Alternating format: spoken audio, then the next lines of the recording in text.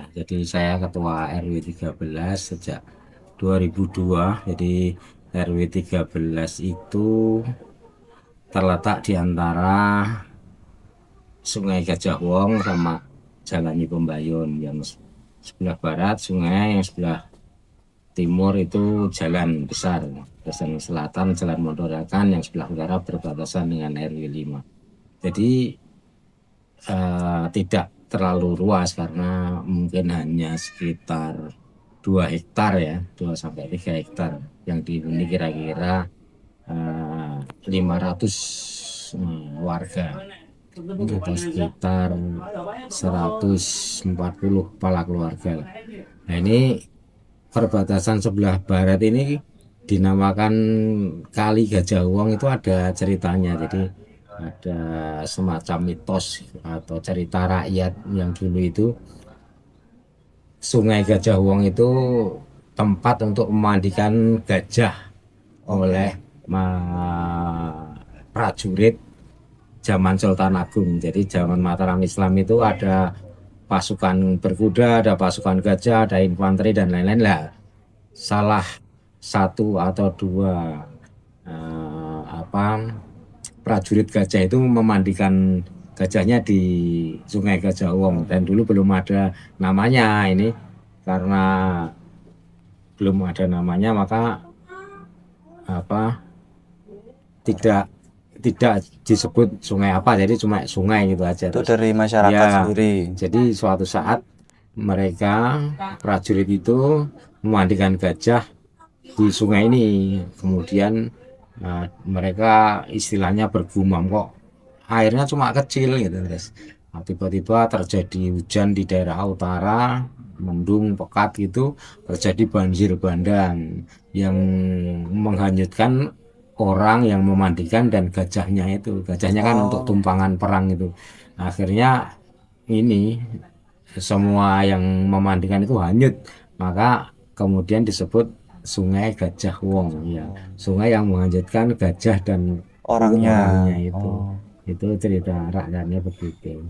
Nah, terus di RW 13 itu selain makam itu nggak ada situsnya, karena memang letaknya agak jauh dengan pusat pemerintahan Mataram Islam. oke. Ya kira-kira 1,5 sampai 2 kilo ya dari keraton itu. Nah, ini cuma daerah pinggiran sungai yang kemudian ditempati oleh beberapa penduduk dan dinamakan Ndaraan itu dari kata Mondoroko, karena di RT 31 itu ada petilasan atau makam, kira-kira jumlahnya 4 atau 5 itu, yang waktu dulu itu sering dikunjungi peziarah. Nah, kalau penjara itu ditanya itu makamnya siapa, petilasannya siapa, ini petilasannya Patih Mondoroko. Oh, Nah, akhirnya di wilayah sekitar makam itu dinamakan Mondorakan. oke. Tapi dalam perkembangannya kalau Mondorakan terlalu panjang, akhirnya ditulis Ndarakan gitu. Oh, Tapi gitu. jalannya yang paling selatan itu yang membatasi perbatasan dengan Kelurahan Jagalan itu tetap dinamakan Jalan Mondorakan. Oke. Tapi kalau kampungnya dinamakan Ndarakan.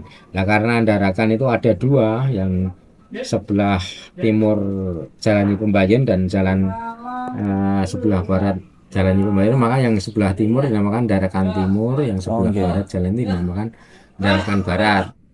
Kemudian makam yang satunya itu ada makam Buddha namanya. Makam Buddha. Ya, makam makam Buddha itu nggak tahu itu agama Buddha atau apa ya, pokoknya nyebutnya begitu. Ini lebih tua lagi daripada makam Mondoroko. Oh, asal usulnya Ah, gitu, Pak. itu menurut para peziarah itu eh, isinya atau yang dikubur di situ itu para juru masak keraton Oke. istilahnya, kepercayaan keraton untuk memasak, entah itu tiap hari atau untuk hajatan khusus tidak diketahui, dan itu bersama keluarganya itu dimakamkan di situ. Jadi secara literatur kalau tulis itu memang nggak ada dua-duanya, antara makam Mondoroko dan situs tadi petilasan Mondoroko dan makam Buddha itu tidak ada tulisannya, karena tidak tertulis di apa itu nisannya. Biasanya kalau Oke. ada nisan tulis Jawa, kalau itu nggak ada, tapi modelnya memang ada zaman apa ya, zaman Mataram lah istilahnya, model-model nisannya itu.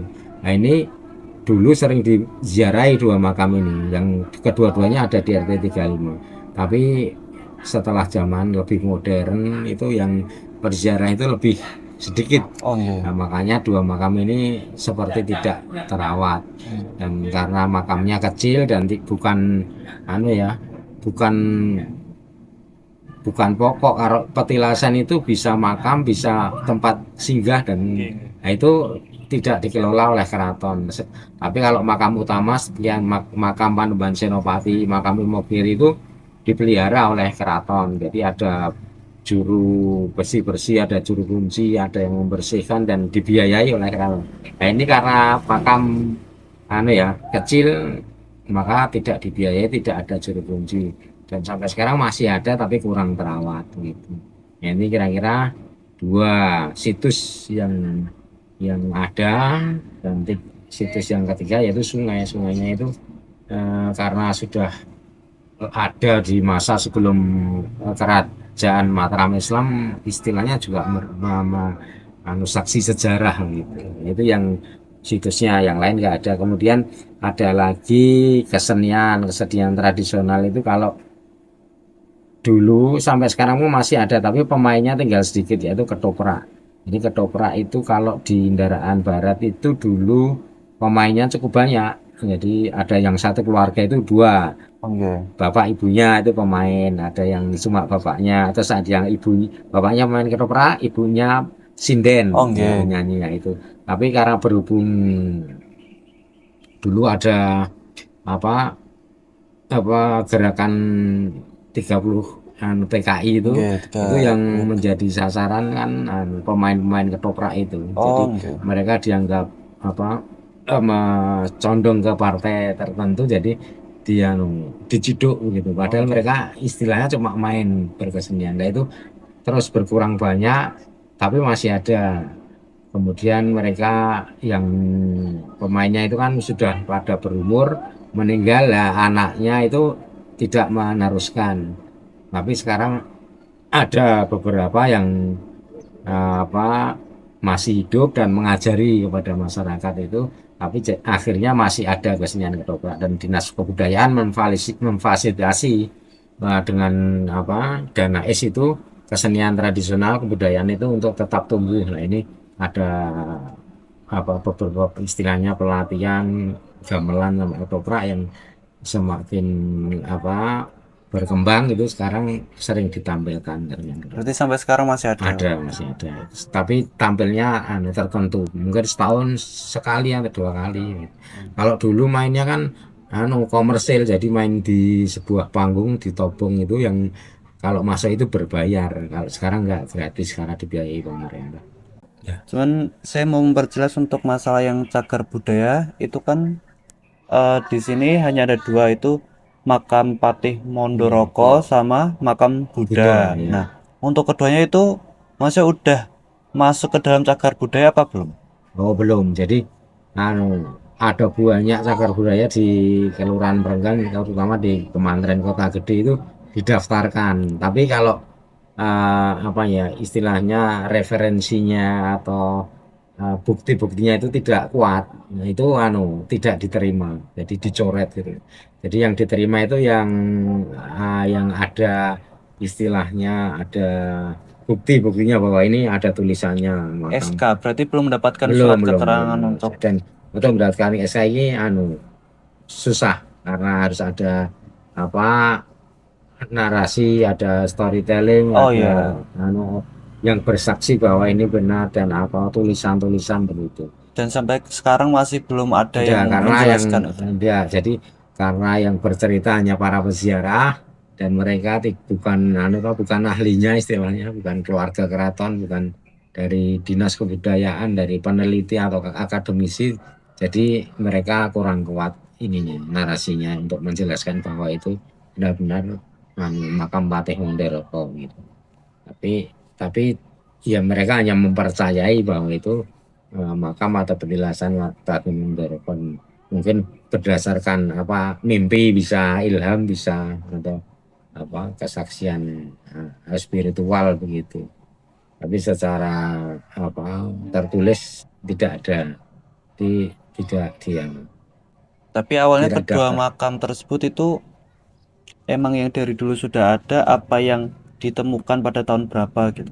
Dari dulu sudah ada, jadi kadang-kadang apa peziarah yang peduli sama, mungkin beberapa tahun, beberapa bulan tidak dikunjungi, kotor, peziarah ini datang mencabuti rumput, menata kembali, menyapu, nanti ditinggal lagi, terus apa setengah rusak lagi, terus ada peziarah lagi gitu. Dan itu sejak dulu ada, jadi sebelum itu di sekitarnya kan ada rumah, sebelum rumah itu dibangun makamnya itu sudah ada. Oh, Ya, jadi anu, orang menempati tinggal di situ itu bersebelahan dengan makam itu, ya, dan tidak berani merusaknya. Mungkin ya khawatir apa merusak cagar budaya dan sebagainya, meskipun mereka juga hanya dengar dari kabar para peziarah, tidak tapi tidak dari masyarakat sendiri apakah ikut menjaga gitu, ikut membersihkan? eh, sekedarnya aja. Jadi mungkin apa kalau terlalu rimbun, terlalu kumuh itu, nanti pas kerja bakti warga itu dikerjakan, dibersihkan gitu. Kalau secara pribadi jarang, yang datang memang para peziarah.